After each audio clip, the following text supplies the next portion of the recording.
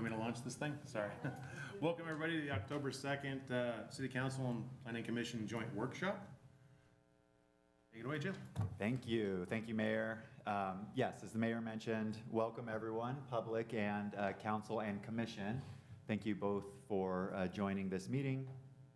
Today, we do have Luke with Four Leaf, our consultant, who will walk us through a presentation, but I'll kind of set the stage.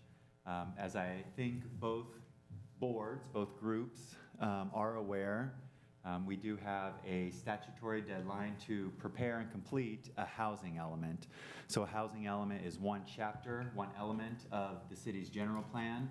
It is required by state law, and housing element is the one element that is checked by a state agency and has a definitive timeline.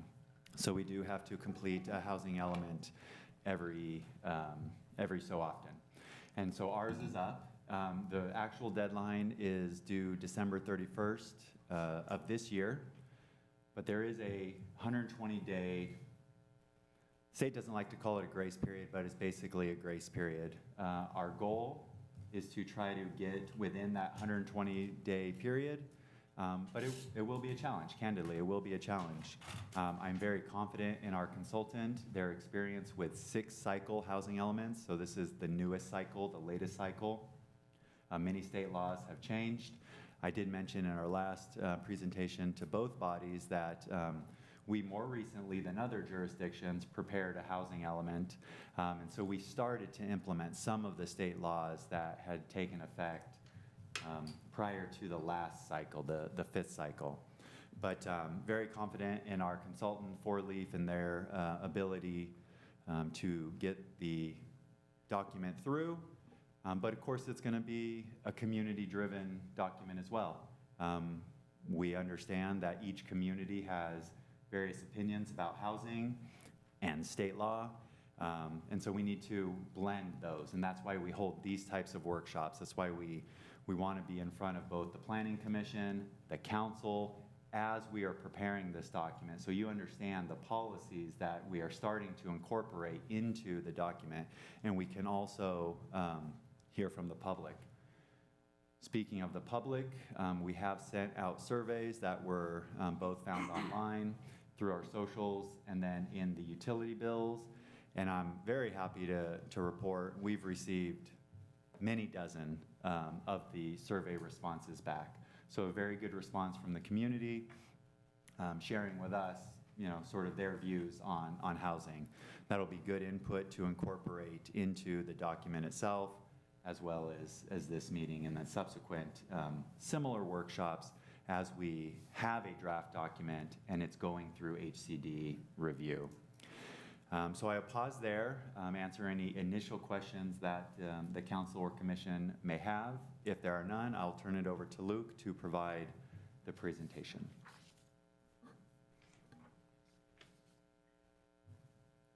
Any questions, anybody? Let's roll. Let's roll. You're up, Luke. Great, thank you very much, Jalen, for setting that up. And good evening, Mayor, Council, Commission. Really just want to take a moment to dive into the presentation, the kickoff for the housing element. I think Jalen set it up really well in terms of giving a sense of exactly what we're going to be going through in providing this document that is going to really be planning for the next 8 years of housing in Escalon. So just to give an overview of what we're going to cover today, we really want to go into the structure of the housing element itself, some of the statutory requirements in housing element law, and also how the document is going to be laid out.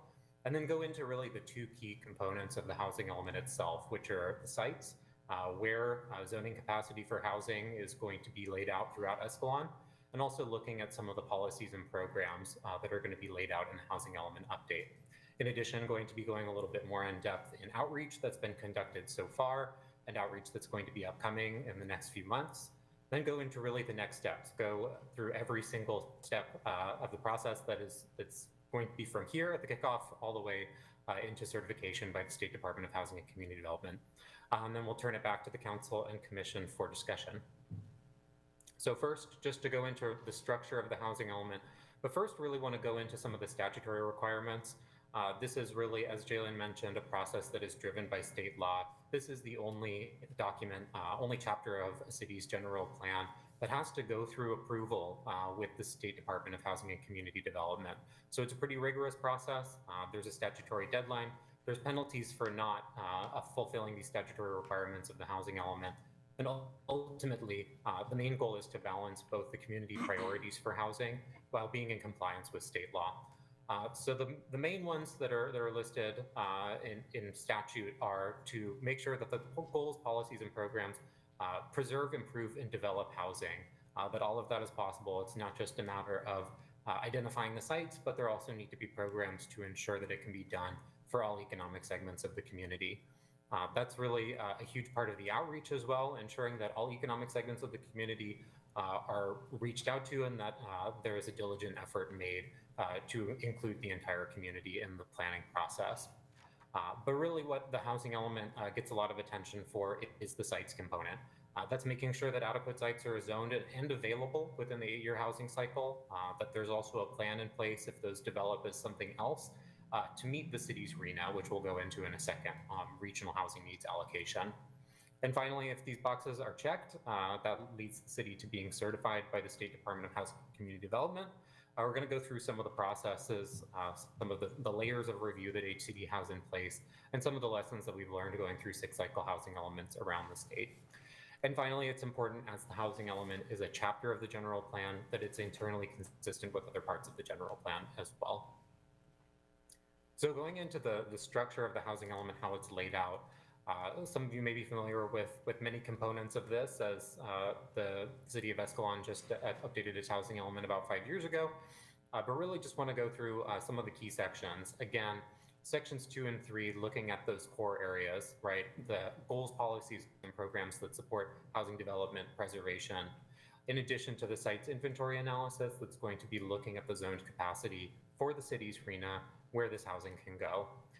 We lead it off with an introduction and executive summary that really provides an overview of every section from 1 through 5 in the appendices of the housing element. You'll notice that sections 1 through 3 are highlighted on the left.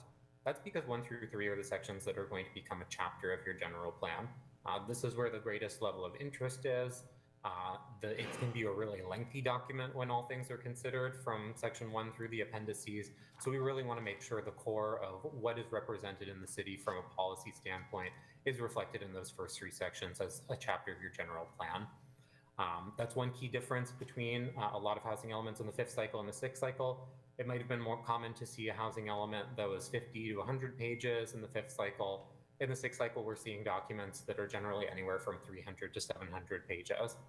So that's really where a lot of the technical research, a lot of the background is coming in, is sort of where that page count is going up. That's in the technical background report, which contains a number of key sections, looking at housing needs, resources, really what the city already has in terms of resources that are provided by service providers, needs that are exhibited by demographics, mostly from census data. Section 4 also goes into housing constraints, constraints being both governmental and non-governmental constraints. Those can be policy-oriented constraints, things that things that the local government can change. Those are the governmental constraints, and then they can be more non-governmental constraints. Those generally, not always, but generally, are things that the city has a less likely ability to be able to control. Things like environmental constraints, fires, floods, things of that nature. So that really covers the core of Section 4 in the technical background report that helps guide where we're looking for the sites to be able to accommodate the city's RHNA, and also to provide some sense of the constraints, needs, and resources that go into the goals, policies, and programs that are the action items of the housing element. Section 5 is the one that is most new for jurisdictions. We'll go into that a little bit more as we go throughout. But the fair housing assessment is something that is the biggest difference, really, between the 5th and 6th cycle housing elements. This is because affirmatively furthering fair housing, also known as AFFH, previously a federal program, was established as a function of state law by Assembly Bill 686 in 2019, the same year that the city of Escalon adopted its 5th cycle housing element. So this is a really lengthy section that's looking at fair housing in a number of different ways, ensuring that sites are distributed equitably throughout the community, ensuring that the goals, policies, and programs are really looking at a holistic view of fair housing and ensuring that any efforts that the city is making within the housing element and also beyond the housing element are not considered discriminatory under the law. So that's really what the Fair Housing Assessment is looking at, and this is going to be probably the most new item for members of the Council, Commission, or public who have been engaged in previous cycles. And finally, the appendices really take stock of a lot of the processes that occur over the housing element update, looking at the community engagement that's been conducted. That'll be survey results and summaries of the community members that were reached out to, methods that were used to reach out to community members and stakeholders, in addition to having more technical information on sites and other data that went into the production of the overall housing element. So that's the structure of the housing element. It's going to be a very long document, but again, really most of the interest is in sections 1 through 3, as it summarizes a lot of the more technical aspects of section 4 through the appendices. Next, want to go into the regional housing needs allocation and the housing sites and what that process is going to be looking like as we go through developing the housing element. So again, this is an acronym, regional housing needs allocation. This comes from a large number that the state develops in every cycle. And then that number across the state of the number of homes that need to be zoned for at various income levels are then passed to the COGs, the councils of government, in this case, the San Joaquin County Council of Government. And then so the COGs develop each jurisdiction's RENA, or the amount of homes that each jurisdiction has to zone for and accommodate within the 8-year planning cycle. So again, you'll hear me use the word zoning a lot, and really just want to start off looking at the city's RENA with the header here, local zoning obligation. I think this is a really important point to bring up because there's a lot of misconceptions about RENA, what it is, what it isn't. A lot of, you'll even read newspapers that say RENA is saying how many units a jurisdiction has to build over the 8-year planning cycle. Of course, jurisdictions themselves generally don't build housing, and in addition, it's not really a matter of how many homes need to be built. This is a zoning exercise, really making sure that the city has adequate zoned capacity to be able to accommodate the city's RENA over the 8-year planning cycle. In addition, the fact that it's a zoning exercise means that it has to be really looking at all of the sites that are identified in the inventory to ensure that there's realistic capacity for these sites to be built outright. We're going to be going into some of that criteria as we move along, but I think one of the really key points to look at here is that the RENA is not just the big number, which for the city of Escalon in the 6th cycle is 367 units, but also looking at it via income categories. For lower income, which is a combination of both very low income and low income, there's a requirement for jurisdictions to have adequate zoned capacity at what is called a default density.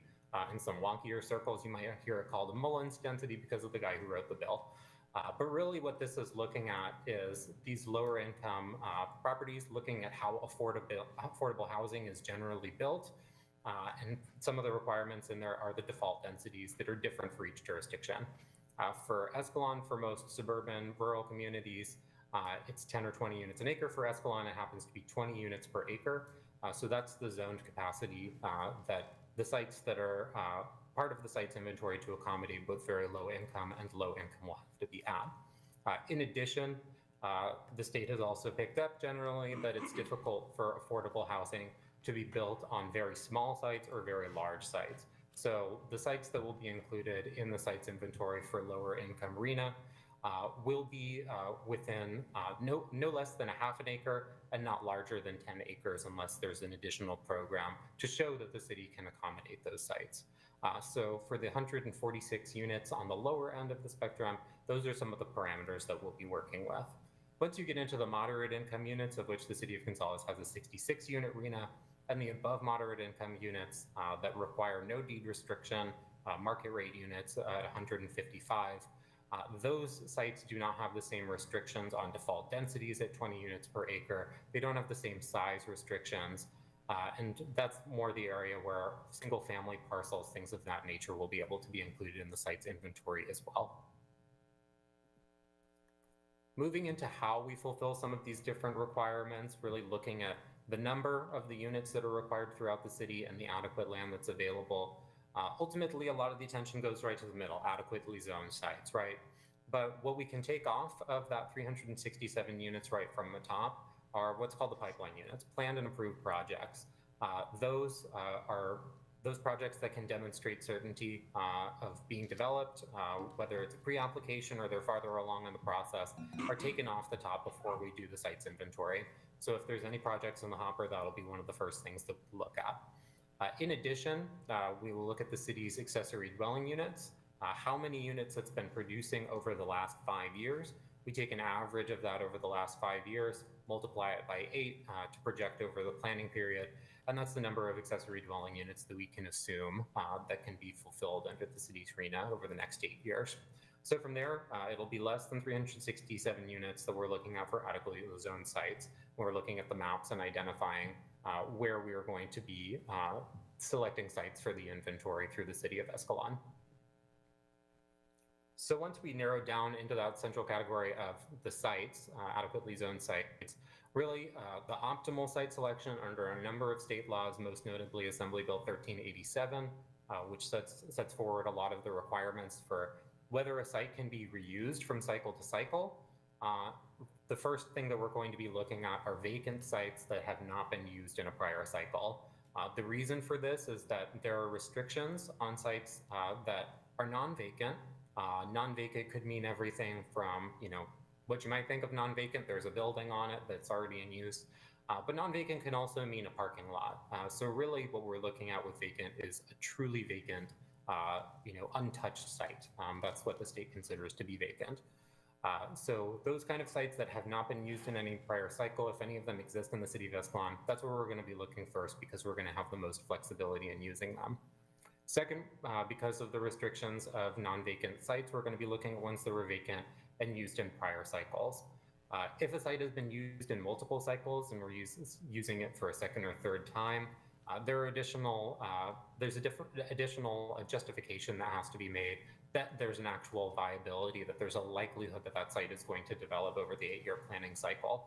So what we're going to be looking at, if it has been used in multiple cycles, is that there is some kind of an economic imperative that it's going to be utilized. There's owner interest, things of that nature. So vacant sites ultimately are the most flexible for us to use. The biggest scrutiny that HCD is going to provide on a site is if it's a non-vacant site. If it's something that's really underutilized, like a parking lot that just isn't used for anything, it's just kind of a legacy use, that's more feasible for us to use for a non-vacant site. But if it's something like, there's a house on the lot and it's a large lot, we're going to have to show exactly which parts of the site are going to be used, sort of what the underutilization is looking like there. But essentially just wanted to provide sort of the spectrum of viability here as we go through the site's planning process. Next, want to go into housing programs and new state laws. For this, since the city of Escalon so recently adopted its fifth cycle housing element, really just wanted to go mostly into the new state laws. I want to just emphasize that this is a housing element update. We're going to be looking at the programs that the city has from the fifth cycle, and we're going to be updating those to make sure that they're in concurrence with new state laws and other programs that are identified through the rest of the housing element analysis. So just going into some of the state laws that have passed over the last 5 to 8 years, one of the biggest ones that come to mind are a lot of streamlining provisions, from everything from really small forms of housing to larger forms of housing. The first one being accessory dwelling units and junior accessory dwelling units. Accessory dwelling units and junior ADUs are allowed in most places throughout the state, including Escalon, under a number of criteria. This is something that really, these laws went into effect largely in 2017, so we're mostly reflected in the city's fifth cycle housing element. However, we're seeing additional ADU bills pass every year in Sacramento. So we're going to be looking at some of the changes in laws and requirements as we do a scan of the city zoning code to ensure that everything is up to date. In addition, some other streamlining provisions include those for multifamily housing. The Housing Accountability Act is a California state bill that goes back to the 80s. And Senate Bill 330 was a major amendment to the Housing Accountability Act that placed restrictions on downzoning, maybe not an entire moratorium, but a lot of jurisdictions interpret that way because it's pretty stringent, and also established that objective design and development standards to be used for jurisdictions that are using streamlining provisions, or for developers rather, that are using streamlining provisions in getting housing approved in local jurisdictions. Senate Bill 35 is another one that allows ministerial and streamlined approval of affordable housing, affordable mixed income affordable and mixed income housing at different levels of affordability depending on how far along a jurisdiction is in making progress on its past RHNA.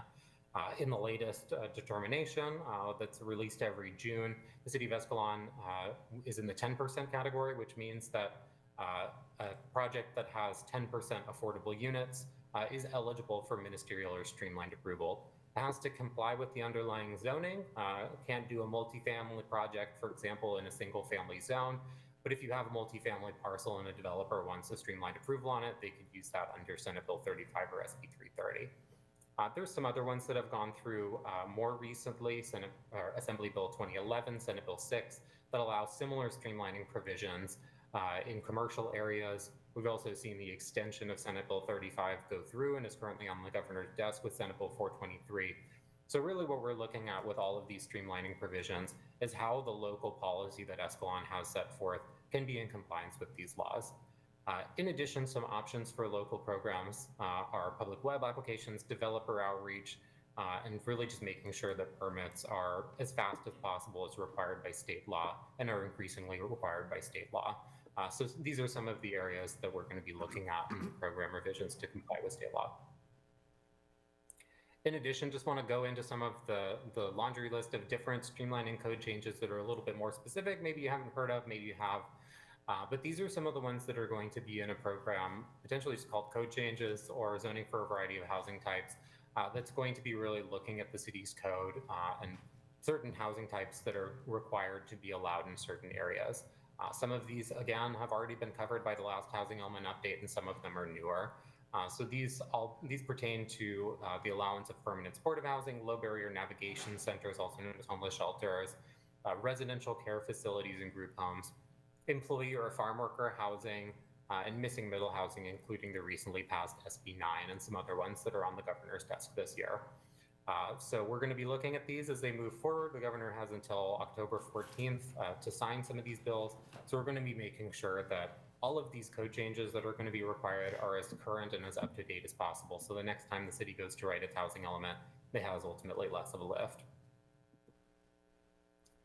So next, I want to just dive a little bit further into a piece of legislation that I mentioned that is really the biggest change since the sixth cycle, and that's Assembly Bill 686, which, again, set into place on a state level affirmatively furthering fair housing, or AFFH. So this is the biggest feature in the housing element process in the sixth cycle, and it reflects a majority of comments received from HCD. In a scan of Southern California jurisdictions who were among the first to go through the sixth cycle, 94% of jurisdictions received comments on their affirmatively furthering fair housing sections. So we're taking all those lessons learned from jurisdictions that we've worked in all across the state over the last 2 or 3 years to be making sure that those comments are less and less every time we go through. But really the gist of AFFH as it pertains to the housing element is that sites have to be distributed throughout resource areas. The city of Escalon is designated high resource, which we'll look into in a second. So this will be just making sure that it's generally distributed throughout the community so as not to provide an over-concentration of any kind of housing type in a particular part of town. We also have a lot of experience, working in small towns. I personally live in a town that's about 7,000 people, just like Escalon. So I think sometimes it can be interesting for commissions and councils to think, okay, well, how are we really going to distribute this when we're as small as we are? And rest assured, HCD will still want you to distribute it the best you can with the sites that are identified in the sites inventory. So programs, again, this really must affirm integration, and it's all about not perpetuating patterns of segregation and discrimination. So we're going to be looking at this on a local level. Again, it's a bit more difficult for small towns to be looking at some of these patterns, but looking at it throughout the region as well and ensuring that all of Escalon's policies, to the greatest extent that we can in this update, affirmatively further fair housing. In addition, the really key piece with the outreach is making sure that we make that diligent effort to reach all residents, right? We're not going to reach every resident, but we can certainly try, and we're well on our way in making sure that as many members of the community as possible are making their voice heard in the housing element update process. And lastly, the analysis, that's the section 5, the fair housing assessment, really looks at those existing local and regional conditions to take a data-driven approach to ensure that AB 686 can be implemented on a local level.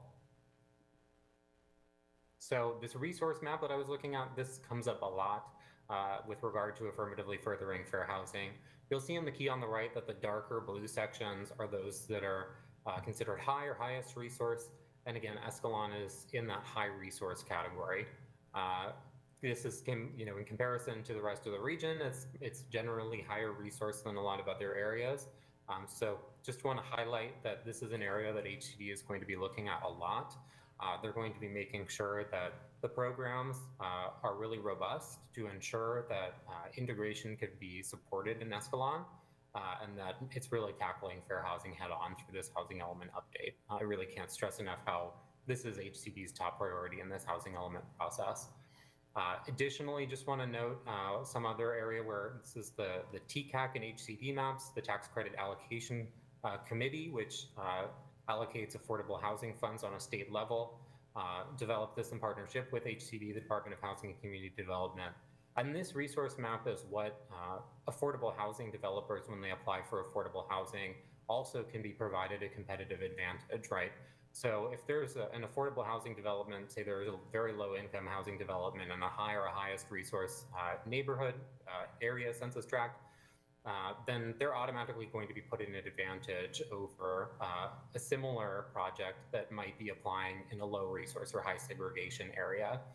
So this is a potential advantage for Escalon as it's identifying the kind of housing development that it wants to have in terms of affordable housing and how it might be able to access state funds moving forward because of this competitive advantage. So that's AFFH and some of the state laws that we need to be looking at as we go through the housing element process. Next, want to go into community engagement, what's been done so far and what's going to be coming up next. So first, just want to highlight this on your screen. The Housing Needs and Opportunities Survey has been issued bilingually in both English and Spanish and distributed, as Jalen was mentioning, with members of the community. We've been getting a really strong response from respondents who are replying online, submitting it online. But as Jalen noted as well, there was also a paper copy that was sent out in the utility mailer to Escalon residents. So we really want to make sure that part of our diligent effort to reach all residents of Escalon is to breach the digital divide, make sure that people are able to respond in the form that they're most comfortable. And we're excited to say that we've gotten really strong response in both digital and written mediums. The one area where we're going to need to continue to make a diligent effort is to reach participants in Spanish. To date, 100% of our responses have been in English, so that's an area where we're going to be looking to ensure that we have linguistic diversity in our responses as well. But going into some of the key preliminary survey findings, again, 140 respondents. For a town the size of Escalon, this is a really strong showing, and we're excited to hear from even more residents. We haven't done a complete analysis until the survey closes, out of fairness to everybody who responds, but just looking at the responses that are coming in, we can note that there's a really strong support for senior housing. This is something that's really clear on the numbers so far, that a lot of Escalon residents are really, really supportive of affordable senior housing of a variety of types. There's also a strong support for community preservation and rehabilitation, in addition to support for increasing accessory dwelling units and missing middle housing in the form of small plex units of up to generally 4 plexes and townhomes. And one finding that was really striking across a lot of different findings, everything from residents saying they don't want any more housing at all to yes, they want more affordable housing. Both of those types of respondents have generally said that their housing costs have gone up in the last 5 years. Over 60% of respondents, close to 2/3. So we can just see from that the importance of really ensuring that housing policy is responded to local residents' needs. So next, going into the next steps. This is just shy of a timeline because I think, as Jalen noted, we really do want to be moving at a breakneck speed to get as close as we can within the deadline and within that quote unquote grace period. So we're going to go a little bit into that and sort of the nature of the review as well. Moving forward from this kickoff, we have continued engagement. Again, we're going to keep engaging with the community, reaching out to stakeholders, everyone from housing developers, service providers, community benefit organizations, other agencies like school districts, to really make sure that as many members of the broader community can have say in the process. In addition, we'll be coming back to the council and or commission with the draft housing strategy, really looking at the core site and program considerations before the housing element goes out for 30-day public review. This is one area where the timeline has been extended since the last time. I'll just note are all of the different layers of review, public review, the initial HCD review, and then post-adoption HCD review as well. The first one being 30-day public review. So we're slated to have a community workshop within the 30 days of this housing element being released, which we're aiming for by the end of the year in order to get within that 120 days after the deadline on New Year's Eve. This is also followed by a mandatory 10 business day incorporation period, where staff has the opportunity to look at what the public has said in that 30 days and incorporate it in the document before it's sent to HCD. So really this 30-day public review process is more like 45 days. After that, the initial draft is sent to HCD, in which they will have 90 days to respond. As you can see, the ability of us meeting the deadline of December 31st is just not possible at this point, with just 90 days separating us from tonight to December 31st. But with that said, once we receive initial comments after the first 90 days, it'll go back to the Planning Commission and the City Council for formal adoption, after which it will be submitted to HCD for another 60-day review. We're really confident that we're going to be able to get this submitted pretty close to the deadline early in 2024 and send it to HCD with enough time to get within that 120-day grace period. So I want to talk about what that grace period is and what it isn't. I think part of the reason why HCD doesn't really like the term grace period is because the deadline's the deadline. And there are penalties for not having housing element compliance. So that's really the goal of every jurisdiction, right? That being said, there is 120 days after the housing element that's pretty pivotal in terms of rezoning. Not every housing element will need to undergo rezoning, but in the event that Escalon requires rezoning to meet its RENA 367 units, if the housing element is certified within 120 days of the statutory deadline or by April 30th of 2024, then the city will have 3 years to be able to complete its requisite rezoning. And if it's certified after April 30th of 2024, it will have only 1 year. So the difference of 2 years to be able to complete an EIR is pretty substantial when you think about the amount of lift there is in terms of these planning processes. With the sites that were identified last time, and the amount of zoned capacity without doing a full analysis, we're pretty confident that we won't have to go through the rezoning process. But in the event anything along those lines is identified, then that deadline will really be pivotal and will provide the city with the greatest ability to have flexibility in its timeframes moving forward. I'll also just note subsequent HCD reviews. Our review or reviews is noted here in 60 days in italics below the adopted draft. And that's really in the event that HCD does not certify the adopted draft on the first round after 60 days. I will say it's pretty rare for HCD to certify a housing element within the first 60 days, but our firm has a good track record of doing so with a majority of our housing elements submitted within the last 6 months to a year or so. So we know more about the process every time we go through. And hopefully we will not have to do any subsequent HCD reviews. Following that point, whenever HCD has made their final determination and the needs to come into compliance are met, that's when the city gets a very short certification letter, and it's not subject to any of the penalties of non-compliance under the housing element law. So with that, that takes us into questions and discussion. I'm available to answer any questions staff is as well. And we'll encourage members of the public at any time throughout the process to also reach out directly at housingelement@cityofescalon.org with any questions. Questions here? Nice. Sure.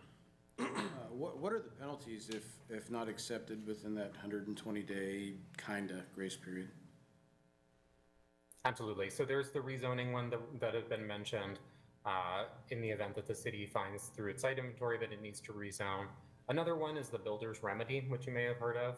It's not actually a term that exists anywhere in the statute, but essentially what housing element law has stipulated at this point is that any non-compliant jurisdiction, a developer can submit an application under Senate Bill 330, that streamlining provision that I noted, and be able to submit an application for a housing project that is irrespective of the city's general plan or zoning. So can be pretty substantial densities, could also be a multifamily project or a multifamily zoned parcel that comes in at a lower density than is normally required. So it's really the greatest loss of local control is being subject to the builder's remedy. Again, I just want to be really frank with you that there's no possibility at this point, really, that the city is going to be certified before the statutory deadline. So there is going to be a period of time where the city is subject to the builder's remedy. I will also note another area where noncompliance is relevant in the event that Senate Bill 423 is signed by the governor in the next couple of weeks, is that housing element noncompliance makes a jurisdiction automatically subject to Senate Bill 35, the other multifamily streamlining provision. As the city is currently subject to SB 35, that one wouldn't be relevant within that first kind of grace period, but it would be increasingly relevant if the city remains out of compliance for the foreseeable future. So the penalties really are just more state control? Is there additional financial burden to Escalon? So the financial burden would be the inability to access certain state funds. So non-compliant jurisdictions have less ability to access affordable housing funds, funds for infrastructure, transportation. So it does change the city's position in applying for competitive state funds. Thank you. Sherman, you had a question? Yeah, so Luke, I don't want to go down this rabbit hole too deeply, but does SB 330 and SB 35 take away local control for affordable housing at a local level? That's a good question. I think it sort of depends how you interpret local control. Some have potentially greater loss of local control, depending. If you do sort of a builder's remedy project, submit an SB 330 application, I think that's the greatest example of loss of local control, because those projects can come in completely incompatible with the city's general plan and zoning. It doesn't mean that they're exempt from CEQA. For the most part, they still have to do an EIR and are subject to that process. So that's an area where that is uniquely different from SB 35. Then SB 35 project can apply and be exempt from CEQA if it meets all required conditions and criteria. However, it can't just apply in any zoning district, right? It has to be one where multifamily housing is allowed. And that sort of project would be able to move through without a public hearing. So it's approved ministerially on a staff level. So I think there's different gradients in terms of loss of local control, and it's really up to the interpretation of the locality in terms of how local control is determined in that regard. I'll also pass it off to Jalen just to give a sense of where Escalon might be standing on some of those issues. Yeah, thanks, Luke. And I'll just add, I mean, you can see where the state is trying to go. That's a loaded question. Is it take away local control? The state is trying to push jurisdictions to accommodate their fair share of housing. They feel that some jurisdictions are actively hostile against housing, and some jurisdictions are just, what they kind of term lazy, right? That they don't really care enough. And so the state is pushing through this legislation to get housing, to get cities to accommodate their fair share. And so it does touch on local control with the goal of trying to get more housing through. I just think that it's important to note that, that if we did have a builder's remedy project come in under SB 35, this body as a whole, both Planning Commission and City Council, can't really do anything about it, correct? better for you, Luke.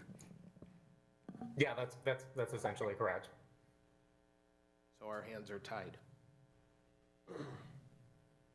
Yeah, I will just note the caveat that builder's remedy is 330, not 35. Okay. Other questions? Please. I'm just wondering if, as we review what we're going to see, is the state living in the same reality that we're living in? I mean, if you look at the previous housing element, you'll see that we didn't live up to our population expectations. In fact, the entire county didn't live up to the population expectations. So the numbers that we're seeing here, does that reflect our reality and not the state's reality? Or is there a way to address that if we don't feel it's the same reality? I think that's a great question, and I'll just note from my perspective, working on housing elements through the 6th and now also going into the 7th cycle. In some jurisdictions that we're seeing in the 7th cycle, where the methodology that goes into the RHNA determination is taking into account some of the demographic changes of the last couple of years in the state of California, you're seeing those numbers go down, right? And I think that might be a trend that we can expect through the 7th cycle. I think in terms of the time frame for when the methodology was going through for the 6th cycle and the allocation to the COGS and their respective jurisdictions, I don't think that those demographic projections have necessarily caught up yet. With that being said, just from my kind of cursory knowledge of some of the Department of Finance reports that have come out, I think that some of the projections for San Joaquin County show less decline than maybe other parts of the state. So I think I wouldn't expect necessarily a huge decline going into the 7th cycle, but I think it's a good question moving forward, just in terms of considering really how these plans are matching the needs of residents and some of the projections moving forward for housing.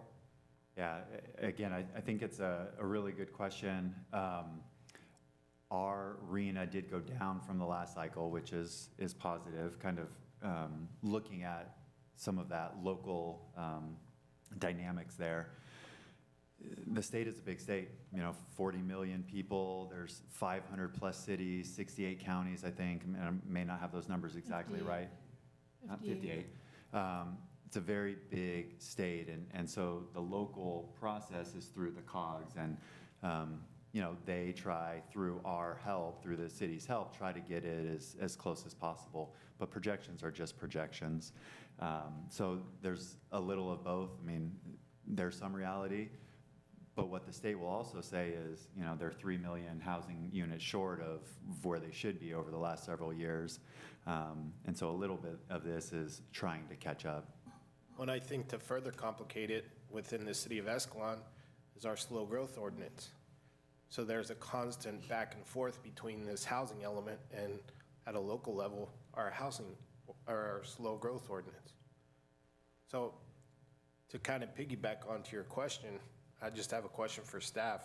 How many homes, new homes, have we built in the last 15 years within the city of Escalon?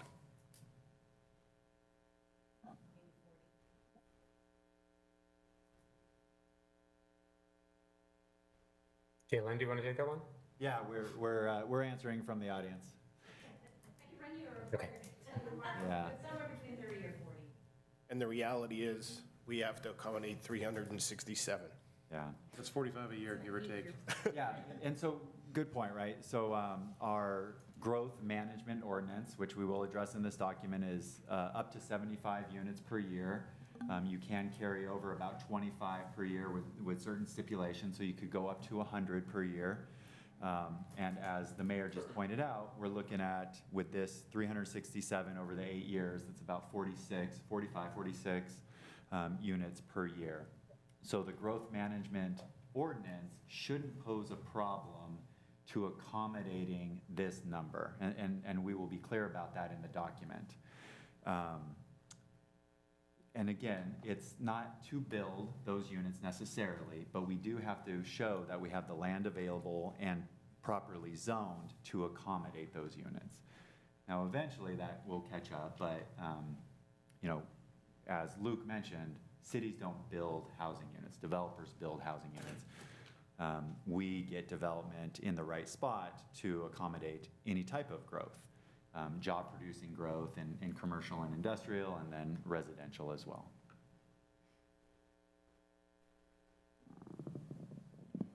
Luke, you mentioned that grace period ending in April or so. What are the risks of what are the risks of not being able to meet that? What stands in the way?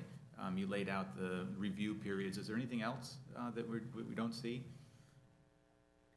Yeah, really what that 120-day period ending on April 30th comes down to is if we find that the city needs to rezone, then if the housing element is certified by April 30th, the city will have 3 years to rezone. If it's after that, the city will have 1 year to rezone. Given a number of factors, including the likely ability to be able to reuse a number of sites, the fact that the city's RENA has gone down, we're pretty confident at this time that the city has enough zone capacity to not have to undergo any rezoning. However, we just haven't done enough analysis to be absolutely certain about that at this point. So I want to bring up that point of that deadline to be able to make sure that the council and commission are well aware of it. So, Commissioner, I want to make sure I understand your question. It's really what is standing in our way to meet the 120-day grace period. And so Luke can jump in here. It is really the 90-day HCD review. Now, what could happen is if HCD doesn't deem our document satisfactory in their eyes in that first round, then we'll go through subsequent rounds. So they'll have comments, we'll react to those comments, we'll update the plan, we'll go through any public review that we'd have to, and then into another 60-day review with HCD. So that would put us probably well past the grace period. As Luke mentioned in his presentation, our strong hope and our goal is to ensure we get it within the one review cycle. And I'm confident in four-leaf stability, but the State Department will look at various things perhaps differently than we do. I have another. And I'll just add to that as well. I think that the timeframes really are set in stone for us between the public review, HCD's first 90-day review, and HCD's 60-day review.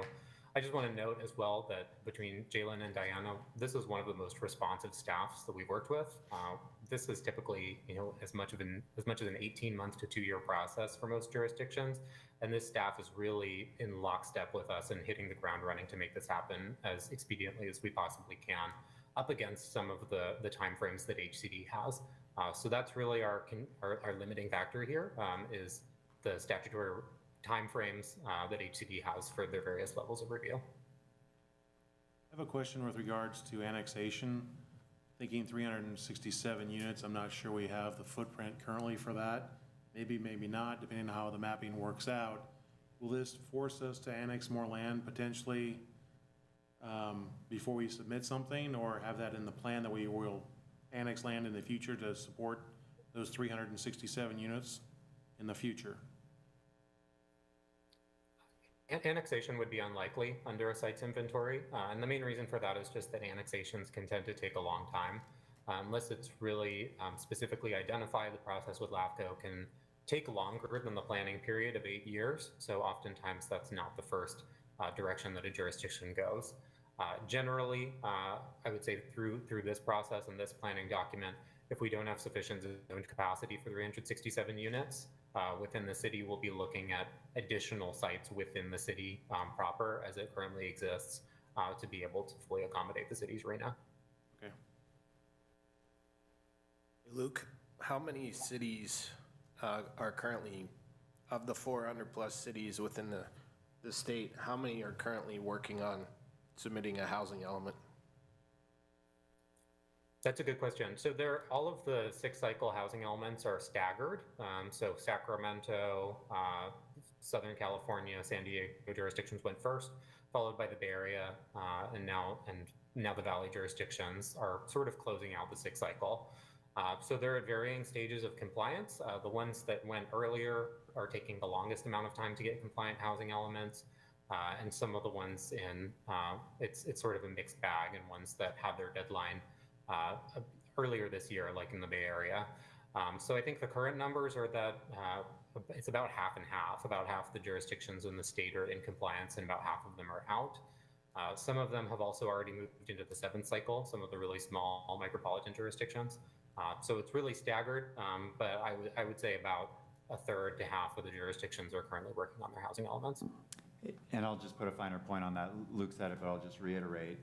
Everyone in the Central Valley, the 8 counties within the Central Valley from San Joaquin to Kern in the south, have the same deadline, December 31st with the grace period. Well, the reason that I asked this question is if we're all rushing to get this in by the 31st, I know in my professional career, the state fire marshal won't pick anything up. So it literally sits in a bin for 8 weeks until they pick it up. And so here we are rushing to try to meet this 90-day timeline. And what if they pick it up in 150 days and this state pushes our review times back? Are we still required to fall within their timelines? So HCD has been sticking to what the statute requires of them. They have 90 days, but they are also required to respond within 90 days. So they've been doing that consistently in every jurisdiction in which we've worked with them. They might not, we might ask them, hey, is there anything that we can do on this to help get it over the finish line? And they might not get back to us till the 89th day because there are some of those bottlenecks, as you can imagine, with all of the Central Valley jurisdictions, and the Monterey Bay Area also has the same deadline as Escalon. So anticipate that there's going to be a bottleneck, and they're not going to respond probably until later in the cycle. So I wouldn't assume any expedited review with any of those timeframes. It's going to probably be a full 60 or 90 days, unless we're really close and can demonstrate that we're really there. But they haven't gone past any of those deadlines in my experience. Thanks. I have a question for staff. When did we know that this had to be completed? Like when did we become aware that this had to be done?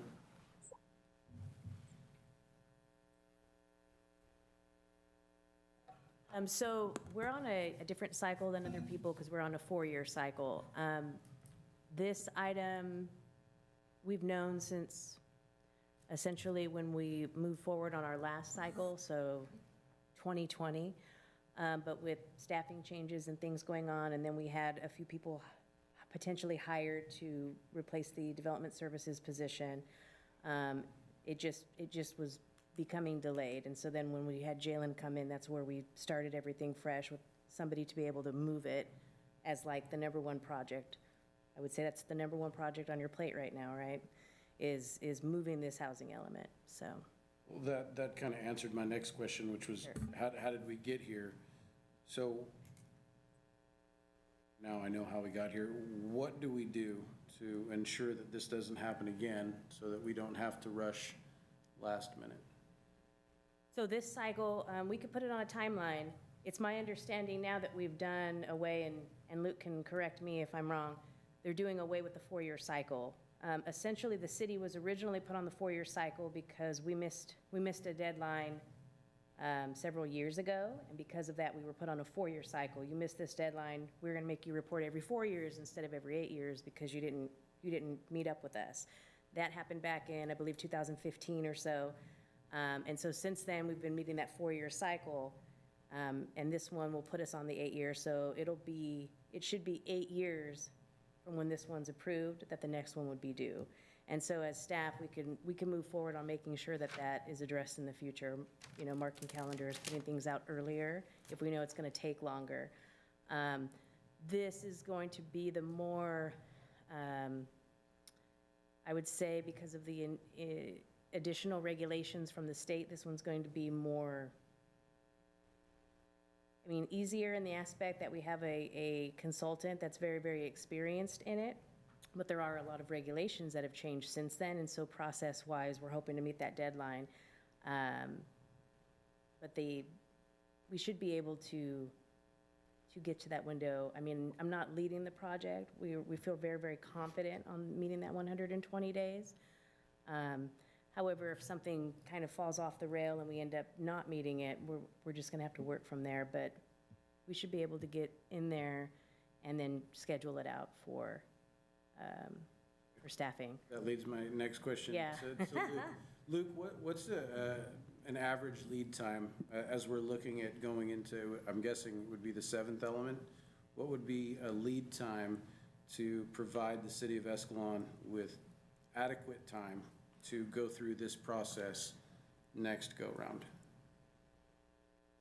That's a great question, and I think it can be identified by sort of what some of the city's priorities are moving through the process, looking at what should be changed in the next cycle. I think having greater certainty that it's not either 4 or 8 at this point, as the city manager noted. It's now just an 8-year cycle for just about all jurisdictions. And really that rezoning timeframe of 1 year or 3 years is what replaced the kind of 4-year cycle penalty for missing the deadline. But there's a number of different programs that jurisdictions have put in place to be really proactive about thinking about how they want to treat their 7-cycle housing elements. Those include, everything from forming a subregion on RENA or just having certain benchmarks for regional outreach with the COG to be part of the RENA process and to be apprised with it moving forward. It's something that comes up about a year before the deadline in general, and that's when most consultants are hired. But it's really a more extensive process than that when you think about the RENA methodology and all of the work that goes into it with the COG. It's really more of a 3 or 4 year process.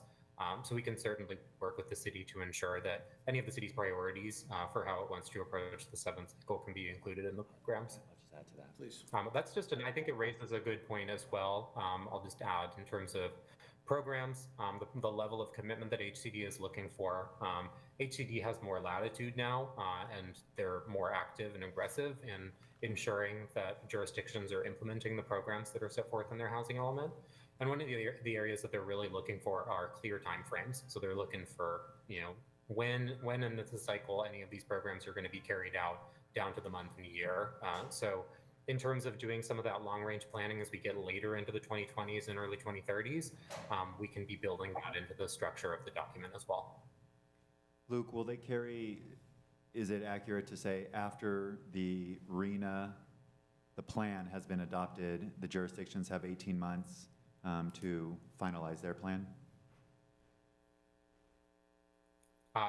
In terms of the RENA methodology formation? Yeah, so once the RENA plan is completed and everyone has their number, I understood, and I'm wondering if they carry it into the 7th cycle, that the jurisdictions have 18 months from there to prepare their plan.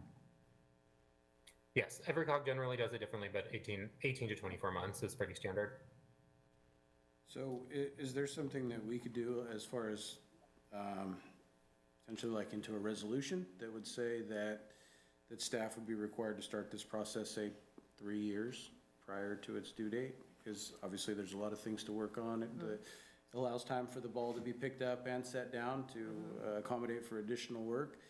Is that something that we can work on as a council to ensure that this doesn't happen to us again in 2031? Because who knows what the state's going to want to do then, right? They might just want to just drop houses where, Yeah. wherever they want.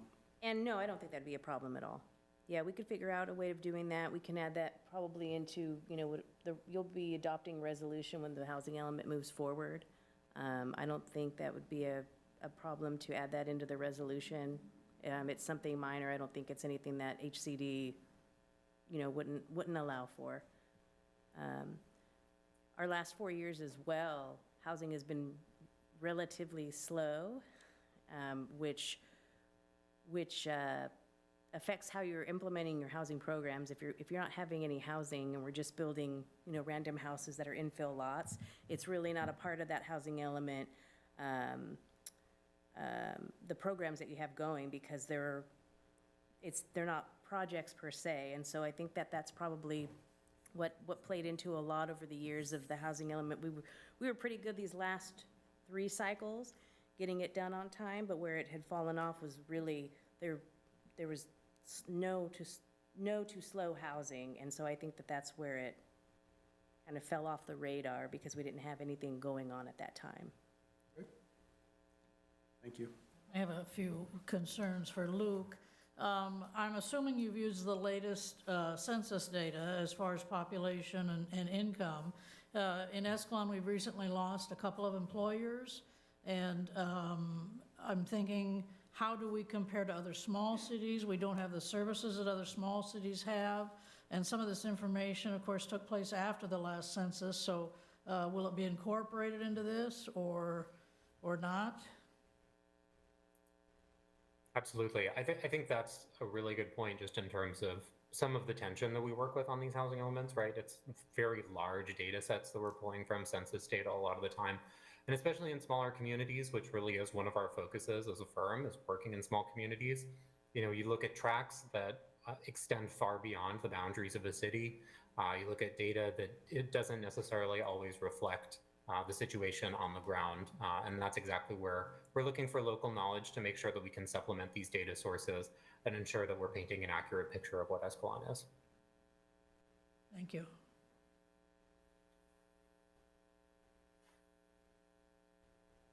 Questions up here, folks? Anybody in the audience? Questions, please come to the podium.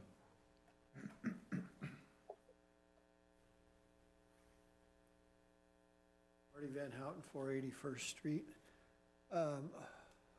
Who determines what's very low income? Who sets that standard?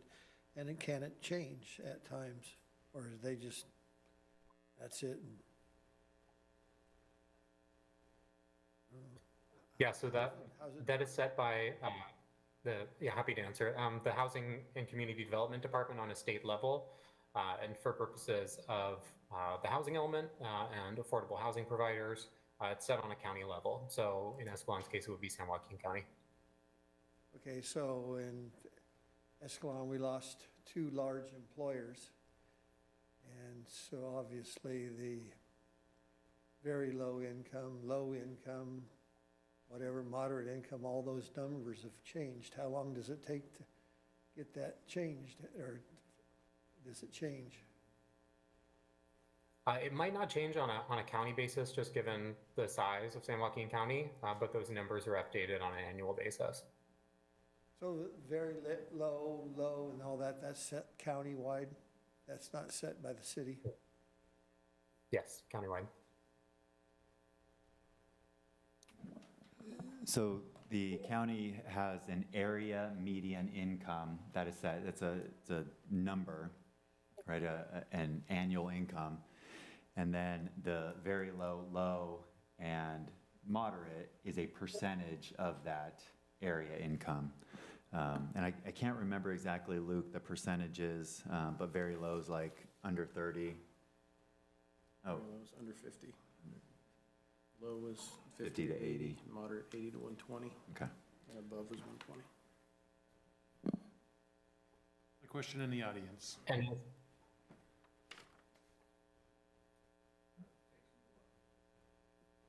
Dave Willis, 425 Sultana. I've been listening, and I know some of the city workers and whatnot, and how many wells do we have working in this city? Anybody know? 3 or 4 wells. And how is our sanitary thing doing out there down by the river? I always hear that they're having problems with that. I mean, we have a. And then when the canning season kicks in, it really adds to it. So I want to know how, is the state going to help us out? Because our water table is dropping, and we have, our wells have to go deeper and deeper, and we need another water supply if we're going to put in more houses. And then we also need an upgraded, sanitation place for the sewer. Is the state going to help us with that? Because we don't have the income here. I mean, if they're putting all this on us, I'll be happy to reroute it up to Sacramento if it'll help. That is the sanitary sewers. But yeah, is the state going to help out? We have a small police department. They're going to need more people. We have 1 ambulance that works most of the time. Occasionally we get 2 ambulances, but that's rare. We're gonna add more people with more housing, okay, fine. But we need the support to accommodate that. Is the state gonna help us out with that? They certainly enjoy helping us. Hey, you gotta do this, you gotta do that, and you gotta fund it. I don't think it's right. Maybe we ought to do like San Bernardino County did and vote to get the hell out of this state. You know, the state of San Joaquin. Anyway, thank you, I'm done. So I guess, Luke, do you have an answer for if they're gonna help us with our services, Yeah. is the question. And Yeah, you know, wish in one hand and, yeah. Yeah, I think it's a great question. And I mean, infrastructural capacity is definitely something that is studied in the housing element. It's a constraint that we are legally required to analyze whether there's water, sewer capacity. And to the question of whether the state will fund it, I can't answer. But having a compliant housing element is one of the key ways that a jurisdiction can retain their ability to apply for state funding, including infrastructure funding. It's not just housing.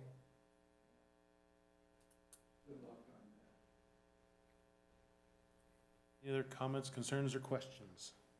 I have one other comment, and that is, Luke, I appreciate everything that you and the Four Leaf team are doing on this. Jalen and Diana and city staff, thanks for everything you're doing to try to meet this requirement. I'm apologizing in advance for when the housing element comes before us, because candidly, similar to Mr. Willis, I have a negative attitude about the housing element because, in my opinion, and no offense to Four Leaf, we are spending an exorbitant amount of money to hire a consultant to literally check off a box for the state of California. And quite honestly, I feel like as a city, we have much bigger fish to fry than try to comply. But I also understand we have to do this because otherwise the state will withhold certain funds from us. So I appreciate everybody's hard work. This is one thing that just drives me absolutely crazy, but unfortunately it's something that we have to do. Thank you for your candor, Councilmember. Steve Sestero, 2328 Mission Street.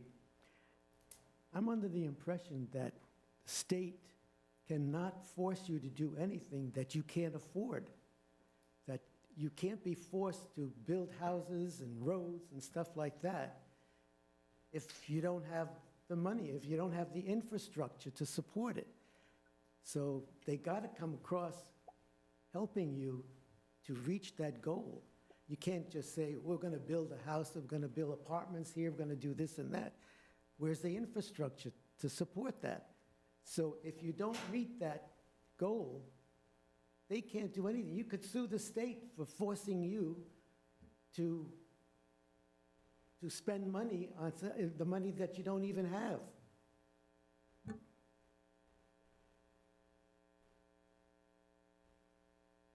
I have a comment or a question about the last two statements. So just for clarification, right?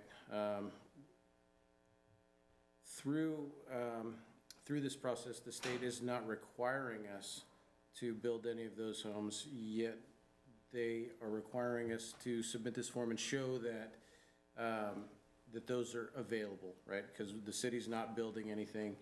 If a developer doesn't come in and build anything, then essentially nothing gets built. Is that correct? That's correct. Yeah, I think returning to the fact that this is fundamentally a zoning exercise is the best way to think about it. It's about zoned capacity. If it's not going to pencil, if there's for a developer, then it's not going to get built.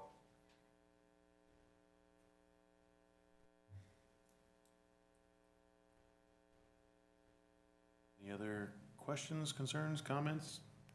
I have a question.